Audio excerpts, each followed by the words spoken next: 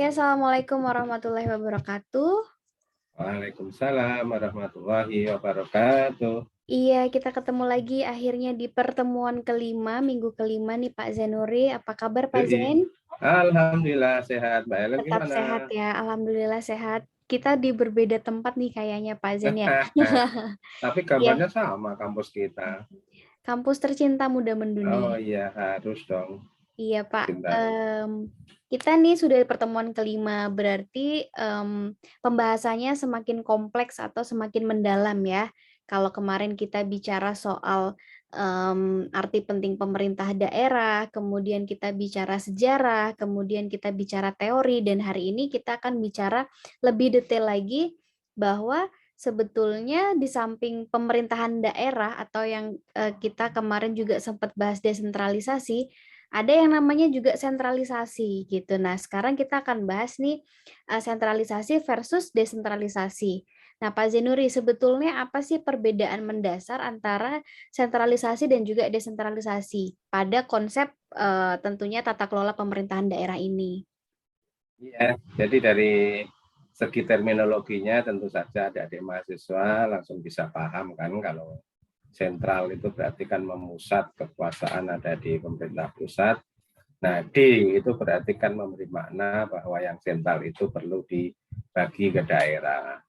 Jadi sering ada satu dialog ataupun juga pemahaman dua-duanya itu selalu diversuskan ya, dilawankan antara yang sentral terpusat dengan yang desentralisasi berarti tidak terpusat. Nah, dalam konteks pemakmuran kesejahteraan masyarakat tentu saja kedua-duanya berpotensi untuk berhasil dan juga berpotensi untuk gagal. Tapi dari konteks demokratisasi, bagaimana masyarakat diberi keleluasaan, diberi pilihan gitu ya. Maka desentralisasi memberi ruang yang lebih luas ya. Artinya memberikan suatu space bagi masyarakat untuk melakukan partisipasi lebih luas. Jadi kalau dalam konteks demokratisasi tentu saja desentralisasi lebih menjanjikan ya. Artinya kan banyak rotasi kekuasaan di daerah, ada beberapa urusan-urusan juga ada di daerah. Berarti artinya bahwa dalam tanda petik kue itu tidak hanya dibagi di pusat, tapi daerah pun juga memperoleh kue pembangunan kalau dalam konteks pembangunan. Nah tentu saja dari perdebatan itu bolehlah Mbak Helen bisa diverseskan, tapi ya tidak harus juga. Artinya semuanya mempunyai kelebihan dan kekurangan masing-masing. Ketika negara itu membutuhkan suatu kekuatan, perlu adanya stabilitas, tentu saja sentralisasi menjadi sangat penting ya, karena butuh ada pendisiplinan, butuh ada kekuatan gitu ya. Tapi ketika negara itu sudah mulai sejahtera maju, tuntutan masyarakat semakin banyak, ya kebutuhan masyarakat semakin membaik, maka apa salahnya ya itu dilepas sedikit demi sedikit ke daerah.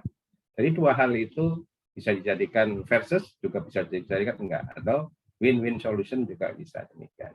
Itu Mbak. Nah, baik teman-teman gitu ya. Jadi menarik sekali sebetulnya kalau kita membahas soal sentralisasi dan desentralisasi. Karena ada kelebihan, ada kekurangan ya Pak Zainuri ya. Iya.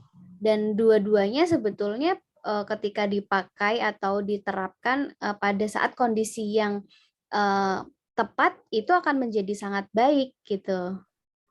Nah, mungkin itu ya teman-teman. Jadi pembahasan sentralisasi desentralisasi sebetulnya masih banyak lagi yang perlu digali. Nah, tentunya kita akan ketemu di kelas nih. Jadi nanti harus masuk dan harus mendengarkan ceramah dari Pak Zainuri. Satu lagi Mbak Helen, bahwa desentralisasi dan sentralisasi itu tidak hanya tadi, kalau versus itu berarti dikotomis, ada juga yang sifatnya kontinum. Ya, kontinum itu kan kiri kanan gitu kan, di mana posisi yang terbaik tadi Mbak Helen sampaikan, di mana saatnya desentralisasi itu harus mulai dilepas, di mana saatnya sentralisasi harus kenceng. Nah, itu namanya konsepnya menjadi kontinum. Kalau pilah dua versus tadi itu namanya dikotomis. Dikotomis dan kontinum itu apa? Nanti kita masuk di I kuliah ya. iya, dibahas di perkuliahan. Jadi yang kepo, yang mau tahu lebih lanjut terkait dengan yang versus dan dikotom tadi, mungkin ya kita akan bahas lebih lanjut di kelas. Seperti itu ya Pak Zainur ya. Oke, Oke, baik. Terima kasih teman-teman. Itu spill-nya hari ini, itu spill-nya minggu kelima. Jadi stay tune dan juga pantengin terus kuliah kita. Sampai ketemu di minggu depan. Terima kasih. Wassalamualaikum warahmatullahi wabarakatuh.